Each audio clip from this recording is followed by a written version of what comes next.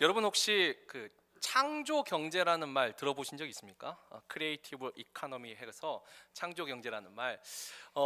이 지금 미국 사회에서는 잘 모르겠는데 한국에서는 이 창조 경제라는 말이 굉장히 유행한 시기가 있었습니다. 왜냐하면 저희 지금 말고 이전 정권이 들어설 때 이 창조 경제를 공약으로 내세웠고 이것을 앞으로 국가가 이행할 가장 제일 그 핵심 사업이라고 말을 했기 때문이죠.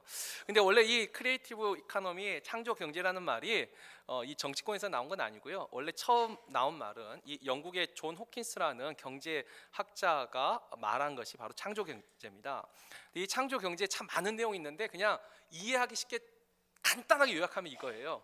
그러니까 과거 경제는 이 부동산, 토지라든지 그 다음에 이 대량 고용, 그러니까 사람들, 그 다음에 이제 그 자본, 그리고 뭐 기계, 그 자동화 설비와 같은 이런 기술들, 자 이것들로 인해서 경제가 움직였다면 이제 앞으로 시대는 이런 눈에 보이는 유형 자산이라고 하죠. 이렇게 만질 수 있는 유형 자산이 아니라 바로 아이디어의 그 시대라. 그래서 아이디어로 아이디어를 만드는 그러니까 무형 자산이죠. 무형 자산이 앞으로 이 경제를 이끌어갈 것인데 그와 같은 경제를 우리가 창조 경제라고 말하는 거죠.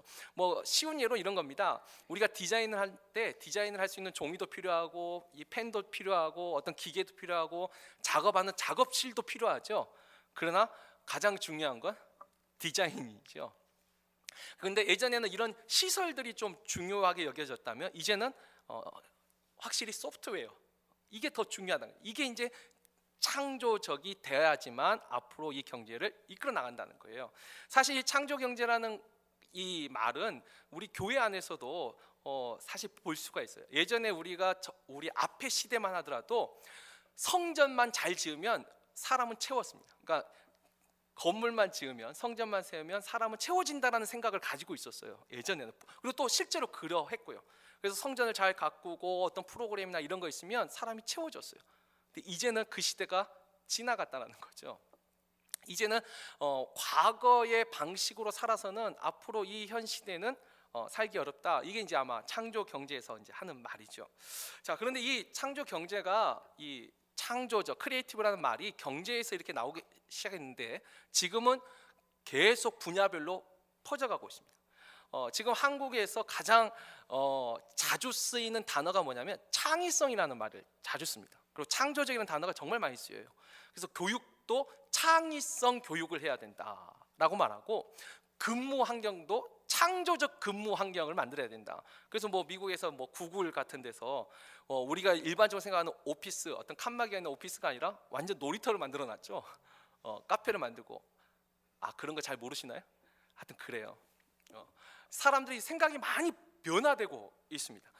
특별히 요즘 이 아티피셜 인텔리전스, 그 인공지능 시대에서는 더 이 창의력과 창의성을 더 강조하죠. 왜냐하면 이제는 학습해서 남들도 아는 것은 다 기계가 할 거라는 거예요. 이제는 이미 만들어진 건 기계들이 다 할 것이고 그 기계들이 할 수 없는 영역은 이제 바로 이 창의성, 그 다음에 창조적 영역만이 앞으로 시대에서는 살아남을 것이다. 그래서 이 시대가 이 창의성에 대해서, 창조적인 그 능력에 대해서 굉장히 많이 강조합니다.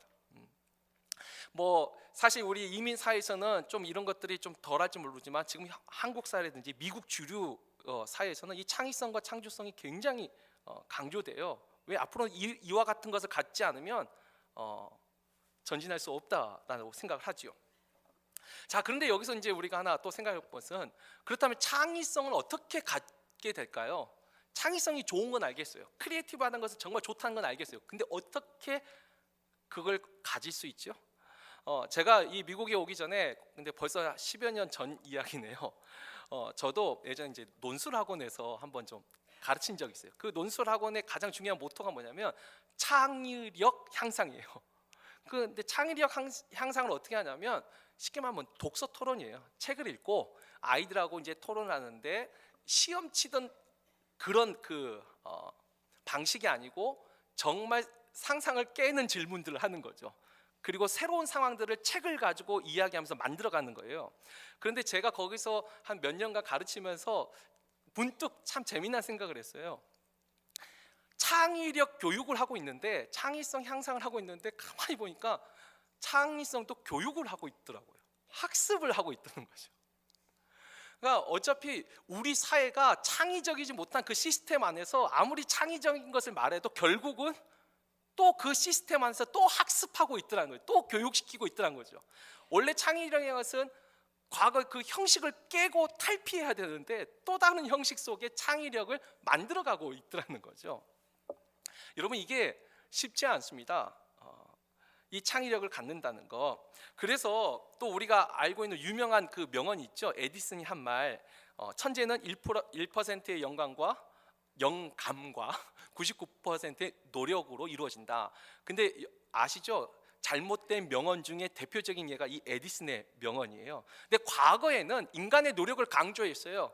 그래서 일부러 99%의 노력이 중요하다고 에디슨의 말을 꼬아서 말했어요. 근데 오리지널 에디슨이 이 잡지사 언론과 인터뷰했던 오리지널 말은 1%의 영감이 없으면 99%의 노력이 허사가 된다. 원래 에디슨이 한 말은, 오리지널 말은 이거예요. 그래서 오늘날 시대가 바뀌니까 이제는 에디슨의 그 1%의 99%의 노력이 아니라 1%의 영감이 정말 중요하구나. 이제는 그 명언은 이제 바로 잡은 거죠.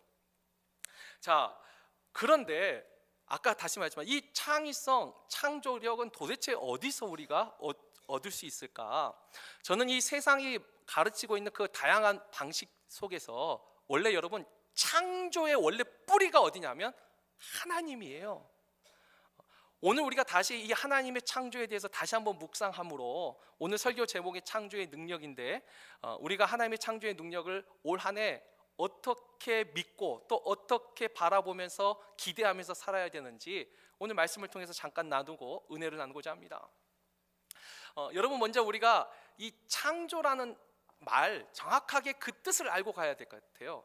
이 하나님의 창조는요, 오늘 우리 본문 1절에도 나와 있듯이 태초에 하나님이 천지를 창조하시느니라.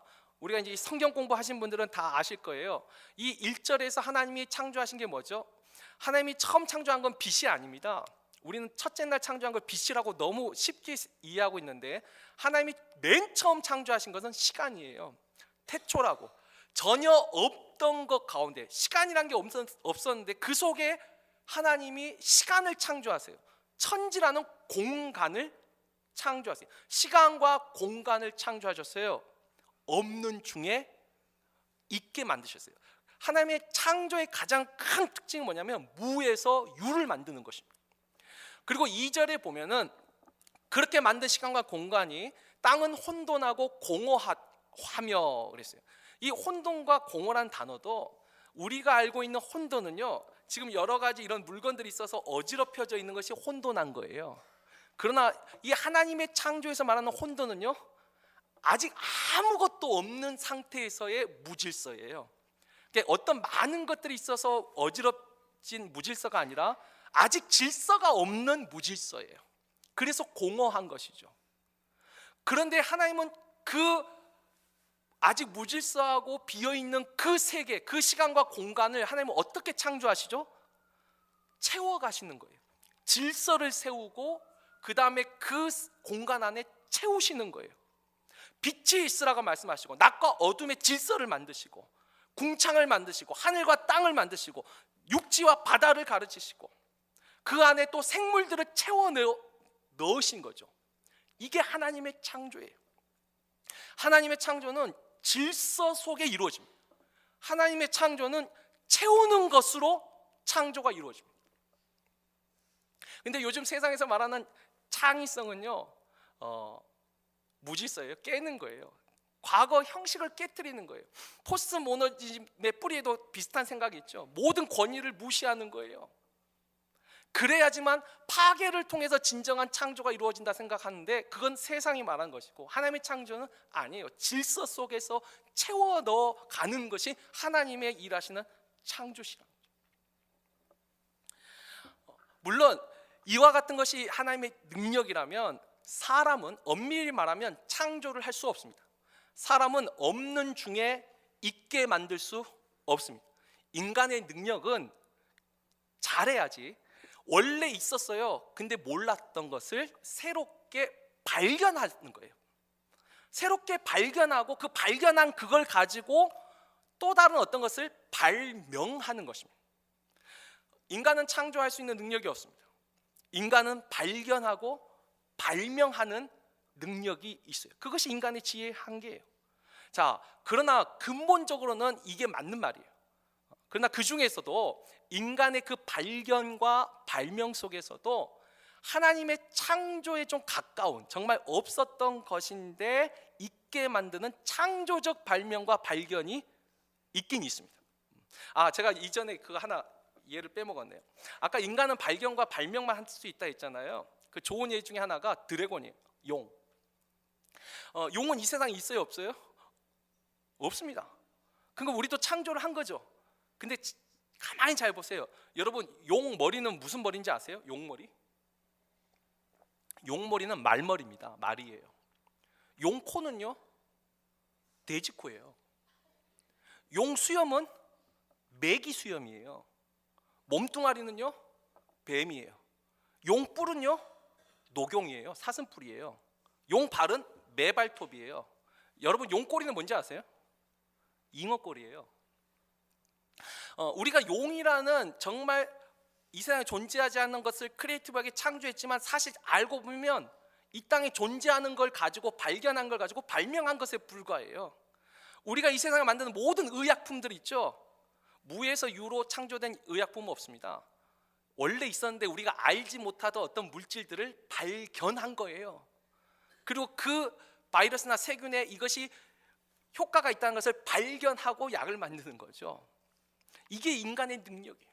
그러나 이 속에서도 아까 말한 창조적 발견과 발명에 가까운 것들도 있습니다. 가장 대표적인 분야가 예술이죠. 음악, 또 화가들.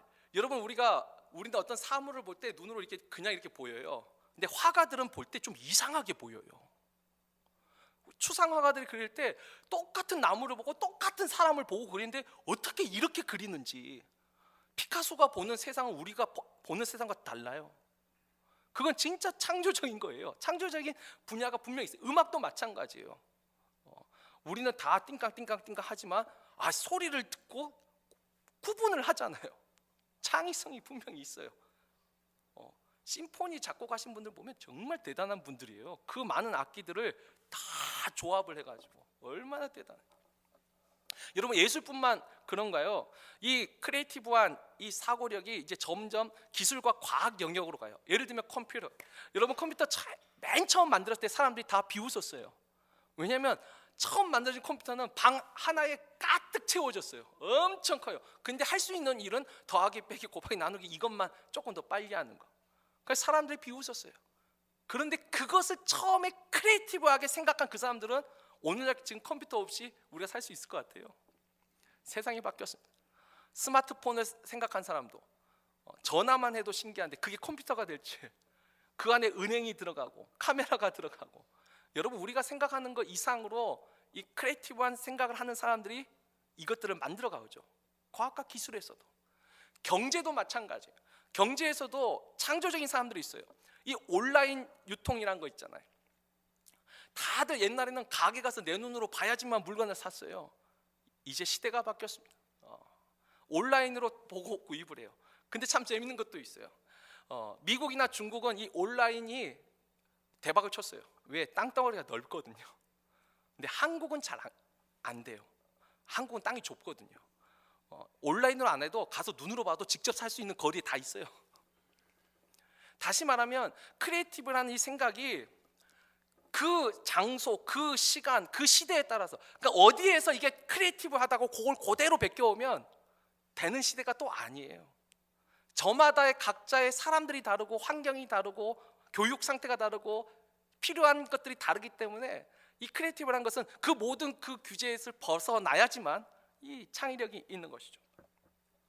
자, 아무튼 우리가 분명히 하나님의 천지 창조뿐만 아니라 세상에서도 이와 같은 창조력이라는 것이 있는데, 이제 우리가 이제 한번 진지하게 생각해 볼 것은 세상은 어쨌든간 예술과 기술과 과학과 그다음에 경제 여기까지 분야가 왔어요. 요즘 이제 점점 정치에도 문화에도 자꾸 창조적이라는 말을 쓰고는 있어요. 확장되고 있어요. 근데 그 원래 그 창조의 뿌리가 되는 하나님의 창조, 우리가 또 한번 생각해 보죠. 사실 우리는 하나님의 창조를 생각하면 천지 창조 안에서만 또 하나님의 창조의 능력을 이 제한해서 생각하는 경향이 좀 있는 것 같아요. 우리가 좀 다른 성경을 좀 오늘 읽어보죠. 제일 먼저 읽을 말씀 시편 51편 10절 말씀입니다. 우리 다 같이 읽겠습니다. 하나님이여 내 속에 정한 마음을 창조하시고 내 안에 정직한 영을 새롭게 하소서. 아멘. 잘 아시다시피 이건 다윗의 기도입니다. 다윗이 뭐라고 기도하고 있죠? 하나님이 내 안에 정한 마음이 뭐죠? 깨끗한 마음이에요. 깨끗한 마음과 정직한 영을 창조해 주세요. 새롭게 해주세요라고 기도합니다. 여러분 아까 말씀드린 창조의 가장 근본적인 뜻은 뭐예요? 무에서 유예요. 없는 것에서 있는 걸 만든 거예요. 다윗은 고백합니다. 내 안에 정직한 마음이 없어요. 내 안에 깨끗한 마음이 없어요. 원래 없어요. 물론 유교에서 성선설이라고 인간은 처음부터 태어날 때 착하다라는 말이 있지만 사실 기독교와 또 다른 사람들은 우리는 성악설에 가까워요. 사람은 죄에 물든 마음을 가지고 있습니다. 우리는 이 안에서 정직한 것을 우리 스스로 만들 수가 없어요. 스스로 발견할 수 없어요. 우리는 어느 누구나 다 자기 중심적이에요. 자기를 위하면 언제든지 거짓을 말할 수 있어요. 다윗과 같은 사람도 그럴 수 있어요. 우리 안에 정직한 마음과 깨끗한 마음이 없어요. 하나님이 늘 새롭게 해주지 않으면, 하나님이 늘 새롭게 우리 마음을 창조해 주지 않으면 우린 정직하기가 어려워요. 뭐죠? 하나님의 창조의 능력이요, 우린 천지 창조만 생각하는데 아니, 우리의 마음, 심령에도 하나님의 창조의 능력이 있어요. 우리 마음이 새로워지는 거, 여러분 잘 아시잖아요. 사람이 한번 바뀌기가 얼마나 어려운지. 우리가 성경에서 바로와 같은 사람 또는 광야의 이스라엘 백성들이 완악한 백성인가요? 아니요, 우리도 완악한 백성이에요. 우리도 얼마나 바뀌기 어려워요. 우리가 사람 말 잘 듣는 부류예요. 저도 제가 이런 말 하면 좀 진짜 건방질 수 있는데 나이가 들면 들수록 더 마음은 굳어지는 것 같아요. 저도 그런 것 같아요. 생각이 확실히 20대 때, 30대, 40대 생각의 유연함이 확실히 달라지고 있어요. 우리 마음이 내 힘과 내 능력으로 새로워지기가 참 어렵습니다. 다윗은 하나님의 그 창조의 능력에 기도하고 있죠. 하나님, 내 안에 깨끗한 마음과 정직한 영을 새롭게 해달라고. 두 번째, 또 이 하나님의 창조의 능력이 어디서 나타나죠? 시편 104편 30절 31절 다 같이 읽겠습니다. 주의 영을 보내어 그들을 창조하사 지면을 새롭게 하시나이다. 여호와의 영광이 영원히 계속할지며 여호와는 자신께서 행하시는 일들로 말미암아 즐거워하시리로다. 아멘. 이 앞에 시편 104편 1절에서 29절이 무슨 내용이 있냐면 하나님께서 이 땅의 생명들을 채우신다. 땅의 생물들을 채우시고 바다의 생물들을 채우시는 이야기. 우리는 하나님의 천지 창조가 과거의 그 머나먼 역사로 끝났다고 생각하는데 아니요. 이 성경은 뭐라고 말하냐면 하나님은 지금도 이 생태계를 창조하고 계신다는 거예요. 생명을 주관하고 계신다는 거예요. 과거에만 보시기에 좋았더라고 말씀하신 게 아니라 지금도 즐거워하고 계시더라는 거예요. 우리는 생각합니다. 동물도 암컷과 수컷이 있으면 자연스럽게 번식이 되나요?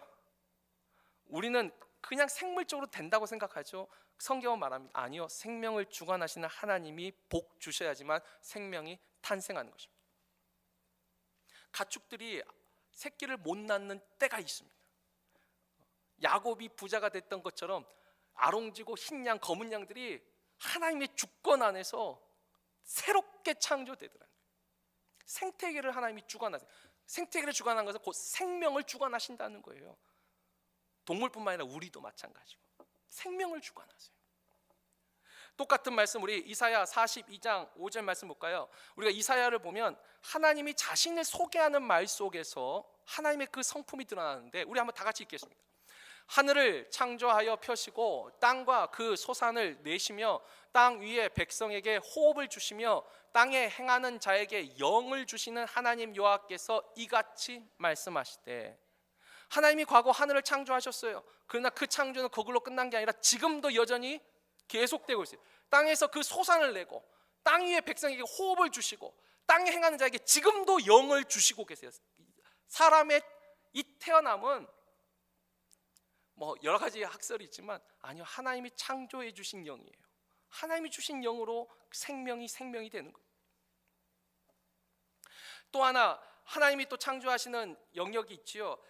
우리 이사야 45장 7절 말씀 다 같이 읽겠습니다. 나는 빛도 짓고 어둠도 창조하여 나는 평안도 짓고 환난도 창조하나니 나는 여호와라 이 모든 일들을 행하는 자니라 하였노라. 아멘. 하나님이 또 무엇을 창조하시냐면 빛도 짓고 어둠을 짓는 건 이건 천지창조를 얘기한 거예요. 근데 평안도 짓고 환난도 창조하세요. 평안과 환난을 창조하시는데 뭐죠? 이 모든 일들을 창조하세요. 이것을 우리가 간단하게 말할 수 있는 역사라고 할 수 있습니다. 이 땅에서 일어난 사건들 우리는 그게 우연이라고 생각할 수도 있습니다. 또 철학자들 중에 헤겔이라는 사람은 이 역사는 정반합의 역사라. 그래서 쉽게 말하면 늘 극과 극으로 가다가 서로 절충하면서 조금씩 발전해 간다. 과거에는 남자만 위주, 요즘은 너무 여자 위주, 중간이 합쳐서 더 좋은 것으로 발전한다. 이게 이제 헤겔의 역사. 뭐 토인비 역사관도 그렇고 어떤 원칙 하에서 이 세상의 일들이 일어난다 말해요. 그런데 하나님은 이렇게 말합니다. 아니, 그 모든 일들은 다 하나님이 주관하고 계신다. 새롭게 창조하신다는 거예요. 우리가 잘 아는 전도서 9장 11절 말씀이 있죠. 빠른 경주자라고 해서 선착하는 것이 아니고 힘 있는 자라고 해서 전쟁에 이기는 것이 아니고 지혜가 있고 지식이 있다고 해서 식물을 얻고 부자가 되는 것이 아님은 이유가 뭐죠? 이 모든 사람에게 시기와 우연, 그러니까 시기와 사건, 시기와 기회가 임함이니라. 그때에 어떻게 그런 사건이 일어날 수 있냐? 우리는 그걸 우연이라고 말하는데 아니요, 하나님은 이것을 주관하시더라는 거예요. 이걸 창조하시더라는 거예요. 이 세상에 일어나는 일들이 하나님이 허락하시지 아니하면 일어나지 않더라는 거죠. 근데 하나님은 그걸 새롭게 창조하신다는 거예요. 역사를 주관하세요. 생각지 못할 때, 생각지 못한 사람을 만나고 생각지 못한 사건들을 통해서 하나님이 역사를 이루어 가시더라는 거예요. 이와 같은 하나님의 영역이 우리의 심령, 마음에서뿐만 아니라 우리를 둘러싼 생태계, 환경뿐만 아니라 이 땅에 일어나는 그 모든 일들 속에서 하나님의 창조의 능력이 지금도 지속되고 있어요. 근데 여기서 또 우리가 중요하게 생각해야 될 또 다른 하나님의 성품이 있어요. 우리 이사야 57장 19절 말씀 다 같이 읽겠습니다. 이사야 50장 19절 제가 볼게요. 보시면 입술의 열매를 창조하는 자 여호와가 말하노라. 하나님이 자신을 소개할 때 뭐라고 말씀하시죠? 입술의 열매를 창조하신대요. 창조하신대요. 여러분, 이와 비슷한 표현이 또 민수기 14장 28절에 있죠. 가나안 정탐꾼들이 가나안 땅을 정탐하고 와서 우리는 저들 앞에 메뚜기 같습니다. 우리는 그 땅을 못 들어갑니다. 우리는 그 땅을 차지할 수 없습니다. 근데 그 중에 여호수아와 갈렙만은 저들은 우리 밥이라. 근데 하나님의 중요한 건 하나님의 판단이죠. 하나님이 뭐라고 말씀하셨죠? 내 귀에 들린 대로 내가 그렇게 행하게. 못 들어간다는 너는 못 들어간다는 거예요. 들어간다는 너희는 들어간다. 입술의 열매를 창조하신다는 거예요. 여러분, 하나님의 창조의 능력이 근데 하나님의 정말 어떤 본인 그 무슨 독불장군처럼 마음대로 하시는 게 아니라 하나님은 뭐죠? 믿음에 응답하신다고 했어요. 우리 믿음에 응답하여 창조하신다는 거예요. 또한 하나님, 우리는 아까 했죠, 뭐 역사학자들이 정반합이든 뭐 또 이렇게 싸워가면서 그 뭐 계급투쟁이든 여러 가지 마르크스의 역사가 참 철학자들이 많아요. 여러분, 근데 그 원칙대로 이 세상이 돌아가냐는 거죠. 하나님도요, 물론 정해지신 기본 원칙이 있어요. 그런데 하나님은요, 믿음에 따라서 새로운 역사를 창조하시더라는 거예요. 예를 들어 볼까요? 만약에 소돔과 고모라가 정말 하나님 앞에 믿음을 가진 10사람만 있었다면 하나님은 그 성을 멸하지 않으셨을 것입니다. 실제로 니느웨 성은 요나를 통하여서 니느웨 성 사람들이 하나님 앞에 회개하니까 어떡하죠? 분명히 하나님이 결정하셨지만 바꾸셨잖아요. 개인도 마찬가지죠. 아합이라는 진짜 나쁜 놈, 또 히스기야라는 진짜 선한 왕. 근데 이 둘 다 하나님이 그 병으로 인해서 너희가 죽으리라 딱 결정하셨어요. 근데 아합은 회개했어요. 히스기야는 눈물을 흘리면서 살려달라고 간구했어요. 하나님이 어떻게 하셨죠? 뜻을 돌이키셨어요. 여러분, 해는 동쪽에서 떠서 서쪽으로 집니다. 영원불멸한 진리죠. 그런데 성경은 참 놀라운 사건을 하나 기록하고 있죠. 뭐죠? 여호수아가 아말렉과 싸울 때 하나님, 저 태양을 멈춰주세요. 하나님은 그 질서 속에서도 믿음을 가진 사람이 있으면 멈춰주시더라는 거죠. 히스기야가 하나님이 나에게 주신 그 말씀을 징표로 일령표, 그러니까 해 그림자가 뒤로 움직이게 했어요. 이 말은 뭐죠? 해가 동쪽에 떠서 서쪽으로 가다가 다시 동쪽으로 갔다는 소리예요. 성경에 이런 거짓말이 있어요. 세상은 이걸 도저히 이해할 수도 받아들일 수도 없어요. 근데 성경은 말하고 있어요. 믿음이 있는 자들에게 하나님이 새로운 일을 창조하시더라는 거죠. 온 땅에 이슬이 젖혀도 이 한가운데 있는 양털만 뽀송뽀송. 반대로 양털은 물이 흐를 정도로 쥐어짰는데 땅은 뽀송뽀송. 이건 누가 원했던 거예요? 기드온이. 하나님 앞에 이와 같이 믿음을 가진 사람들이 하나님 앞에 나아갈 때 하나님은 새로운 일들을 창조해 주시더라는 거예요. 믿음에 응답하시더라는 거예요. 마지막 우리가 하나 더 살펴본 것은 요한복음 5장 17절 말씀이죠. 이건 자막이 없어 너무나 잘 알죠. 안식일에 예수님께서 병자를 고치실 때 바리새인들은 그걸 가지고 트집을 잡았어요. 그때 주님이 뭐라고 말씀하셨죠? 내 아버지가 이제도 일하시니, 그러니까 지금도 일하시니 나도 일하는 것이 마땅하다. 여러분, 하나님이 지금도 일하세요. 안식일에도 일하세요. 우리는 하나님이 안식일에 쉬시니까 우리도 쉬어야 된다고 생각하는데, 아니요, 하나님은 쉬신 적이 없어요. 피곤치 않으신 분이에요. 그리고 하나님이 쉬시면 이 세상 어떻게 될까요? 아니요, 하나님은 지금도 늘 창조의 능력으로 이 세상을 돌보고 계심을 믿으시길 주의 이름으로 축원합니다. 하나님이 돌보고 계세요. 지금도 일하고 계세요. 그 말은 지금도 믿음을 가진 사람들이 하나님 앞에 기도하는 그것을 듣고 하나님은 새로운 일들을 창조해 주신다는 거예요.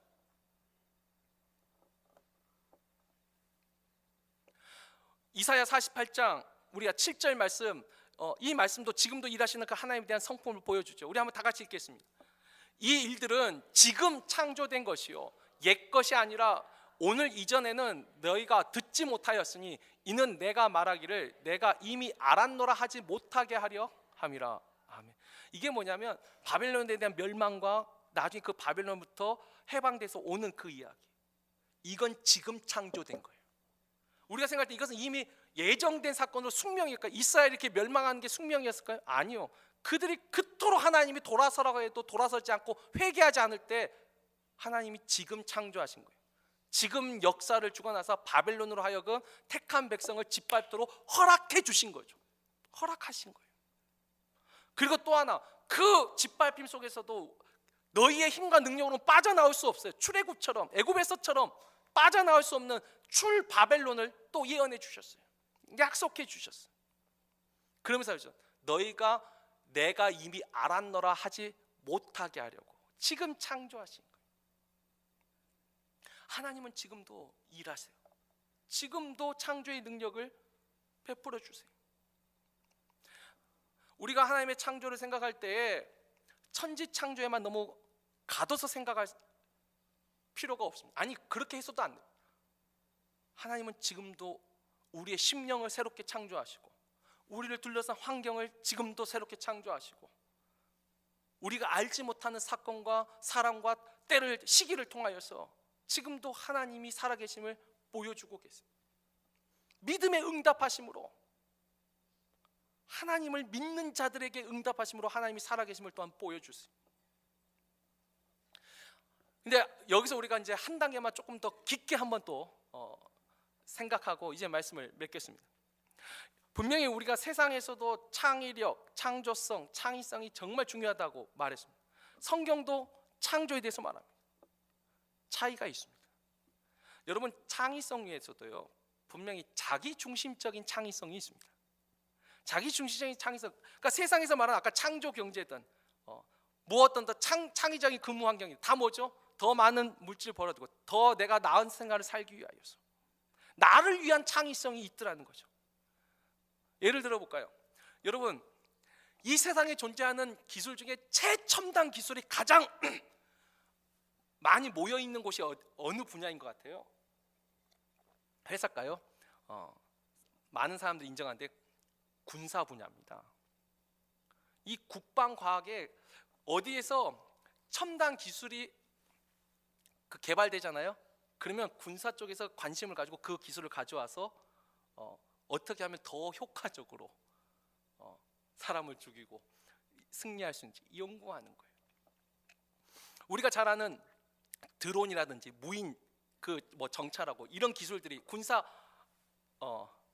쪽으로 가서 이제는 여러분 부모님 세대는 좀 이해가 안 되겠지만 젊은 세대에서 프로 게이머라는 직업이 굉장히 각광을 받습니다. 게임 산업이 엄청나거든요. 그래서 그 게임하는, 근데 이 프로 게이머가 사회에서 발견됐잖아요. 이 군사 쪽에서도 그 게이머를 이제 군인으로, 왜냐하면 앞으로 전쟁은 가서 직접 보고 싸우지 않는다는 거죠. 게임하듯이 다 무인 정찰기, 지금 그것을 개발하잖아요. 아닌가? 세상에 창의력인 것이 항상 좋은 것만 아니에요. 여러분, 그리고 이 세상에 존재하는 각종 사기꾼들 보세요. 야, 여러분, 사기꾼들의 창의성 혀를 내둘 정도예요. 제가 언제 한번 말씀드렸죠. 어떤 나라에서 만든 그 가짜 계란, 야, 껍질에서 그 안에 있는 얇은 막까지, 노른자 흰자까지 완벽하게 화학 제품으로 진짜 똑같은 계란을 만들어요. 나는 그 창의성에 감탄을 해요. 어떻게 이걸 만들 생각을 했을까? 그리고 이걸 어떻게 만들 수 있었을까? 여러분, 놀랍지 않아요? 와, 이 먹는 거 가지고 장난치는 사람들의 창의력이란 것이요, 상상을 초월해요.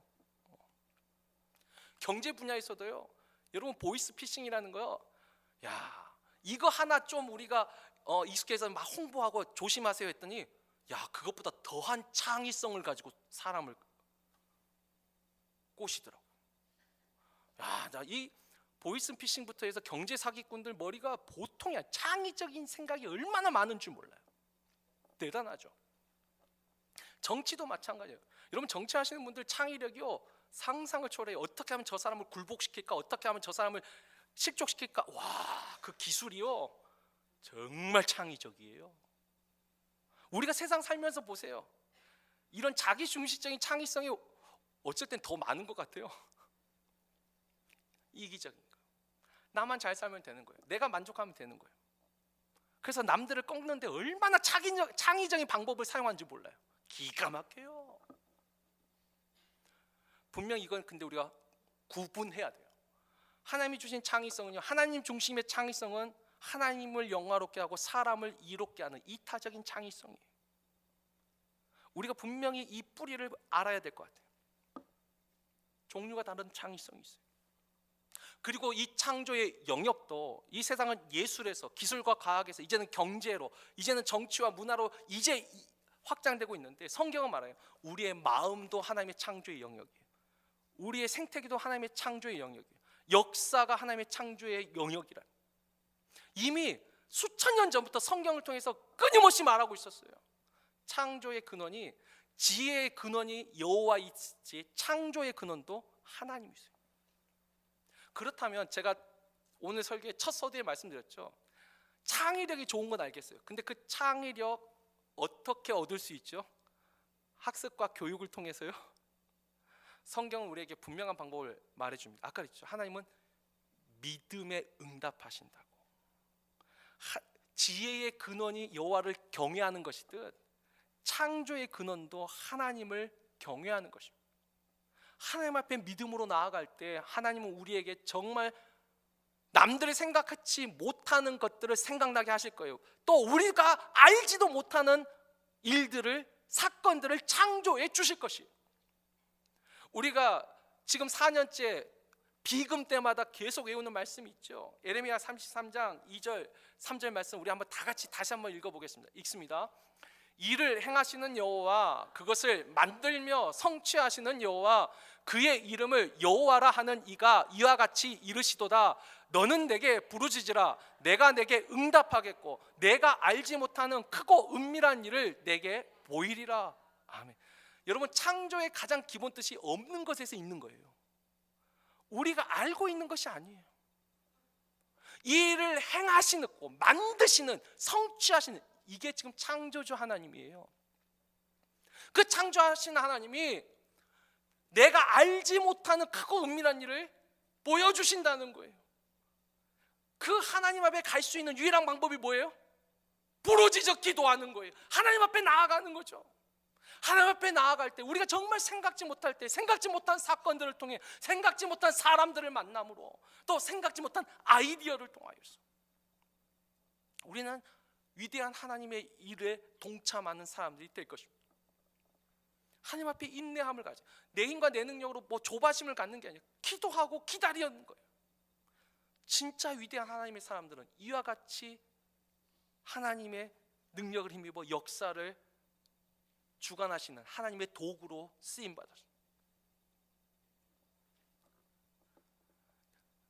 하나님은 지금도 믿음에 응답하신다고 했어요. 하나님의 그 능력은, 지금도 일하시는 하나님은 믿음에 응답해 주신다. 2019년 우리가 새해 특세 주제가 뭐였는지 기억하세요? 하나님이 행하실 새 일이에요. 하나님이 행하실 새 일이에요. 우리가 행할 새 일이 아니고, 세상은 우리 보고, 이렇게 말하는 우리 보고 좀 어리석다 말할 수도 있어요. 너무 무책임하지 않냐, 할 건 해야지. 할 건 하는 것이 바로 우리는 기도하는 것입니다. 기도하고 기다리는 거죠. 그리고 하나님이 주신 기회가 있다면 주저하지 않고 이제는 나아가는 거죠. 2019년 정말 하나님이 우리에게 행하신 그 새 일, 우리는 말씀을 붙잡습니다. 늘 새롭게 행하시는 하나님의 구원을 기억하며 새 노래로 찬양합니다.